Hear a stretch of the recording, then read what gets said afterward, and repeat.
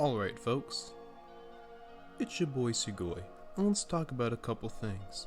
Now as you can see before me, this is Genshin Impact, and the game, well, not perfect, isn't that bad, but does got some problems, so let's go over them. Now, most people probably will tell you, the Resin System, right? Well, I'd agree. 8 minutes?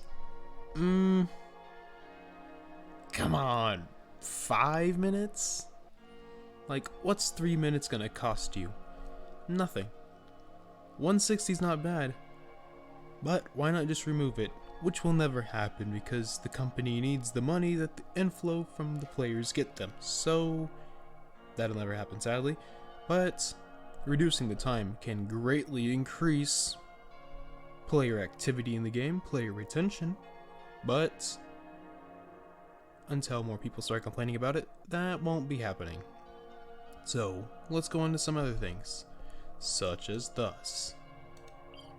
Daily commissions.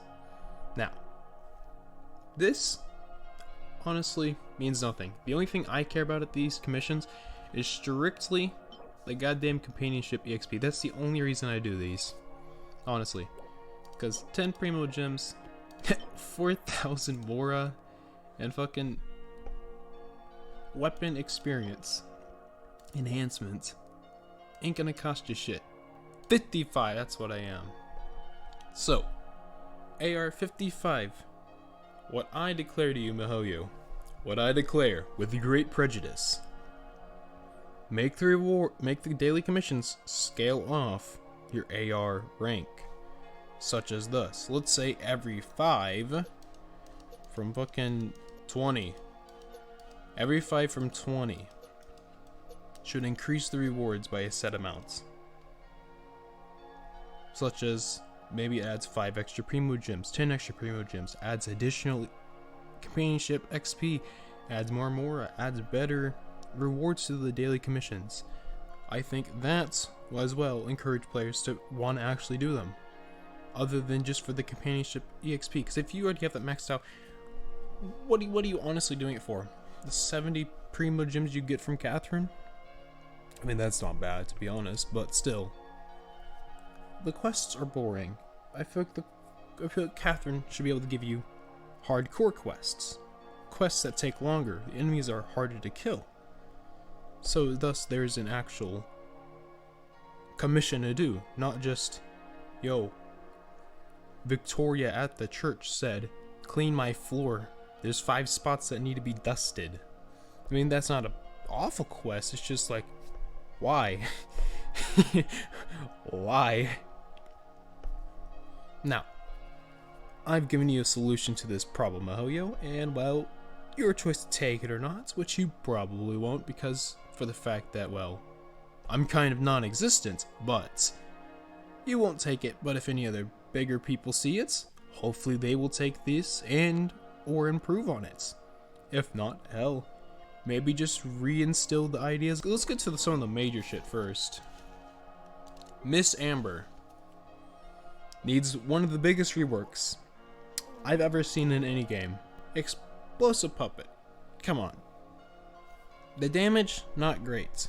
The fact that the puppet can move when it's hit honestly makes it counterintuitive, because when it blows up, usually it's because he got hit. So thus, the explosion doesn't hurt anyone. Either make the puppet grounded or rooted, which means it can't move when it hits, or make the puppets have essentially no HP, and when it's hit, it just blows up. Or make the explosion bigger so when it is hit away from an opponent, it still blows up and damages the opponents. Now, these aren't the main issues with Amber. She just needs a rework in general. Hell, probably remove Explosive Puppet, in all honesty. Like, Baron Bunny's cool and all, but still, it ain't gonna help her out much. Fiery Rain, it's honestly not a bad ultimate. Maybe juice up the numbers a little bit, make it last probably a little bit longer than 2 seconds, and this would be a great ability. Because the ability's not bad in general, honestly. Just maybe 5-second duration. Like, why does it last 2 seconds? You could throw that on the field and cause 2 reactions. Congrats. You got 2 reactions with 28.1% damage on those 2 reactions. Hell, you can make this last 1 second and make it do the flat 505 damage it does. That would make the ability better anyways, although it is a one-shot hit, but it is 40 energy, so I mean, I don't see why not. Now, the fact that you want her to hit aim shots, can we just remove precision shot in general? Just make it something different. This, really good, because it makes this crit like crazy. This, why is Amber doing aim shots? Just make this something different. Make it where Baron Bunny attracts more opponents, where it makes Baron Bunny do crit damage, such as the arrows. Why? Why? Why, Mahoyo? In gliding champions, whatever. Everyone needs a garbage passive skill, apparently. But why precision shots? Honestly, if you swap the two, made this the shit ability that you get, but they said, this ability's too goddamn bad, so we're gonna wait for someone to hit fucking level 70 with her. No! No! Why precision shots? Hell, you could even juice the numbers and no one's still gonna use her for aim shots. Because, my god. And another character that needs a rework because of the new 5-star is Chong-Yoon.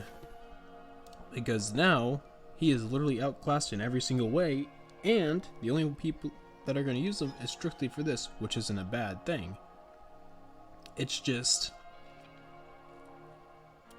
he's now outclassed greatly.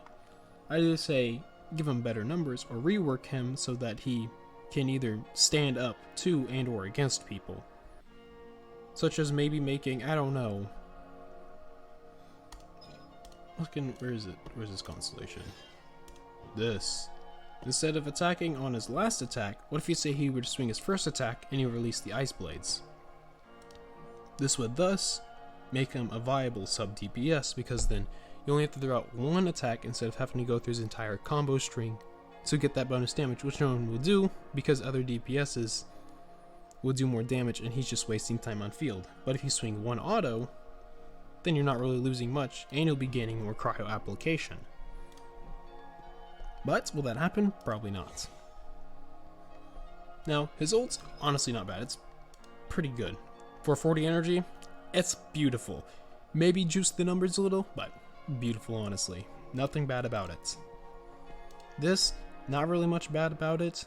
Lasts pretty damn good amount of time. Infusion duration, maybe a little longer, but everything else, pretty good. Now, the only two characters that probably truly need a rework other than Lisa, which, I mean, probably needs a small rework as in damage and or just generally making her a better DPS, because that's what the game wanted her to be. Let's talk about the blooms. The leyline outcrops. Let's talk about these. So, why do they cost 20 resin? That is my only problem. Why on earth do they cost 20 goddamn resin? Who is using their resin to reset ley lines? Who is using their resin? Who's spending money on resin to reset ley lines? That's I don't know. Just why does this cost resin in general? For as easy as it is, why does it cost resin? That's my only question. 20 resin? Like, hell, make it 5 resin. Hell, make it 0 resin and limit to where we can do 5 of these a day. Or make it harder where we can do it infinitely. Because this is bullshit. I just confuse them why it's 20 resin. Honestly, this should be cost nothing. This should cost nothing. Hell, remove the companionship EXP from it. Give us the same rewards, but just make it where we can do it infinitely. Just do that. And that would completely fix that and probably increase player retention a lot. Sure, it gives us a damn near infinite Mora and infinite player books, which means you can remove those from your challenges and events, thus making the events better and adding better rewards. So therefore, if someone complains they don't have more and they want more from the event, you tell them, guess what? Go farm ley lines that cost nothing now and you can do it infinitely. That would thus increase the reward you can give, which would be better in general, and also increase what players can do in their free time. Also, probably make them a little harder. You know those little crystals that were in the damn events? And what the hell is that event called again? What the hell is it called? This. You know when these enemies over here had these dumb crystals that were red, that made them shit ton stronger. You could apply that to your ley lines and thus do this. Make them stronger. But let's say these have 300% additional HP and the enemy's buffs they gain from it is only 50% instead of the 100%, I think. I don't know the numbers exactly. But let's say they get 50% everything, so you can either choose to destroy this with a Geo character, or thus you can choose to just attack the enemies, because they're not as strong as this event, but they're strong enough to warrant some amount of precaution and or planning to do the ley line. Now obviously it's going to scale with player level and all that jazz.